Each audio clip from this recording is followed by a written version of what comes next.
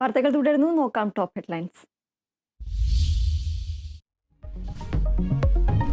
തമിഴ്നാട് കരൂർ ആൾക്കൂട്ട ദുരന്തത്തിൽ കൂടുതൽ നടപടി. ടി.വി.കെ നേതാവ് പൗൻരാജ് അറസ്റ്റിൽ.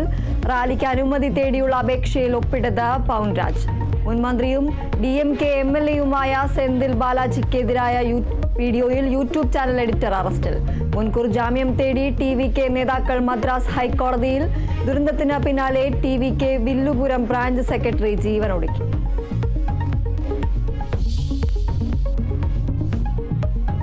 ലോക്സഭാ പ്രതിപക്ഷ നേതാവ് രാഹുൽ ഗാന്ധിക്കെതിരെ BJP നേതാവ് പിന്റു മഹാദേവ് വധഭീഷണി മുഴക്കിയതിൽ നിയമസഭയിൽ പ്രതിഷേധം അടിയന്തര പ്രമേയത്തിന് അനുമതി നിഷേധിച്ചതിൽ പ്രാധാന്യമില്ലാത്ത വിഷയമെന്ന സ്പീക്കർ. സർക്കാർ BJP നേതാവിനെ സംരക്ഷിക്കുന്നുവെന്ന് VD സതീശൻ.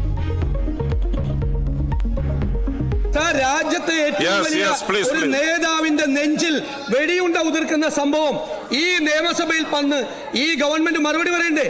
അയാൾക്കെതിരായി 2 ദിവസം കഴിഞ്ഞ് ഇന്നലെയാണ് അയാളെ സംരക്ഷിക്കാൻ ഈ ഗവൺമെന്റ് ശ്രമം നടത്തുന്നു.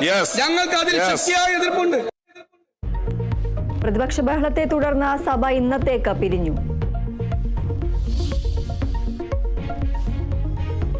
NSS നേതൃത്വത്തെ അനുനയിപ്പിക്കാനുള്ള നീക്കം തുടർന്ന കോൺഗ്രസ്. G. സുകുമാരൻ നായരുമായി കൂടിക്കാഴ്ച നടത്തി തിരുവഞ്ചൂർ രാധാകൃഷ്ണൻ.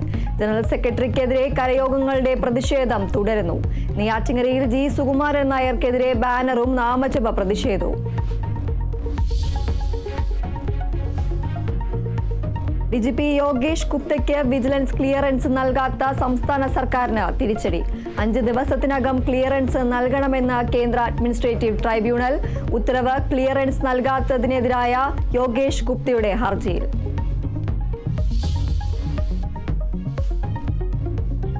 സംസ്ഥാനത്ത് സ്വർണ്ണവില കുറഞ്ഞു. പവന് 86,120 രൂപയായി. ഗ്രാമിന് 80 രൂപയും പവന് 640 രൂപയും കുറഞ്ഞു.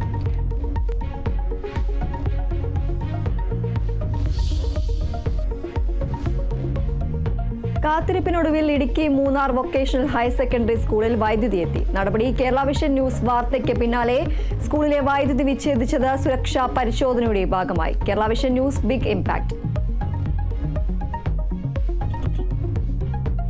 இதில் வந்துட்டு மீடியா சப்போர்ட், அதோட பஞ்சாயத்து, இந்த மாதிரி நிறைய சப்போர்ட்டோட எங்களுக்கு இன்னைக்கு கரண்ட், தண்ணி ஃபெசிலிட்டி எல்லாமே கிடைச்சிருக்கு. இதில் வந்துட்டு மீடியா சப்போர்ட், அதோட பஞ்சாயத்து, இந்த மாதிரி நிறைய சப்போர்ட்டோட எங்களுக்கு இன்னைக்கு கரண்ட், தண்ணி ஃபெசிலிட்டி எல்லாமே கிடைச்சிருக்கு.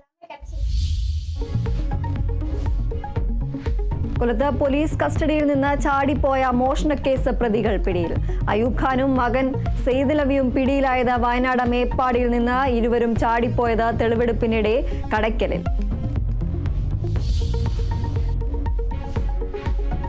ഗസയിൽ വെടിനിർത്തലിനുള്ള US പദ്ധതി അംഗീകരിച്ച ഇസ്രായേൽ. തീരുമാനം ഡൊണാൾഡ് ട്രംപ് നെതന്യാഹു കൂടിക്കാഴ്ചയിൽ.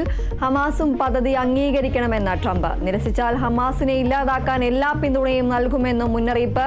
ഖത്തറിനെ ആക്രമിച്ചതിൽ മാപ്പ് പറഞ്ഞ ബെഞ്ചമിൻ നെതന്യാഹു.